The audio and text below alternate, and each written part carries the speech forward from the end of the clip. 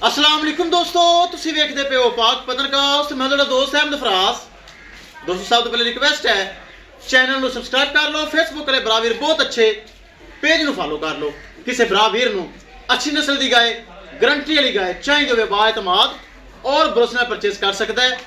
ए माशाल्लाह जर्सी, पिछे वच्छी भी जर्सी, बहुत अच्छी गाय। मलक उस्मान भाई बहुत अच्छा बरावीर, असूए असल कसूर पहले मेरे जानवर लेके जाता है। बरावीर बहुत प्यारा है। अगर मैं सुन रही है मेरा सलाम।